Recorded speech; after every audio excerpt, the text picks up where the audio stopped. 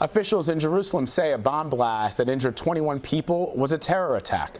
Television images showed smoke billowing from the scene in southwest Jerusalem. CBS Radio News correspondent Robert Berger has the latest. Originally, they were having trouble determining whether this was an accident, a technical failure on a bus, or a terrorist attack. And now the police have come out and said that it was a bomb, a small bomb that caused this explosion at rush hour on an Israeli bus. A second bus also caught fire. And it's possible that one of the people that was critically wounded in the attack was a Palestinian terrorist. Robert, on the best of days, security is very, very tight in Jerusalem and across Israel. But as we get closer to the Passover holiday, what are you seeing in terms of the security measures that are in place today?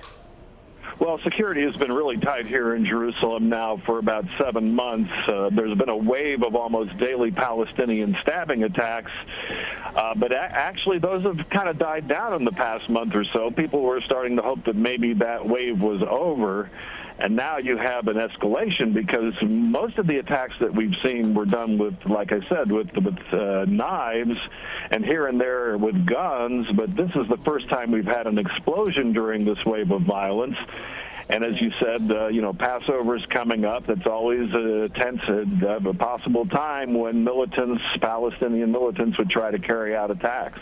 Yeah, Robert, and you make a good point that this bus explosion was very typical about 10 or 15 years ago, but we haven't seen that kind of attack on Israeli citizens in a while. So are the authorities saying that they have any kind of intelligence that they can share about perhaps what people who might have done this are thinking, and any leads at all? Well, if it was a bomb, a lot of the stabbing attacks that we've seen were what they call lone wolf attacks. But if you have a bomb, you have to have some kind of a group behind you. So certainly the Israeli police are going to try and find out if this was indeed a suicide bomber, where he came from and who helped him and what group he belonged to. All right, Robert Berger on the ground for us in Jerusalem. Robert, we thank you. Thank you, Vlad.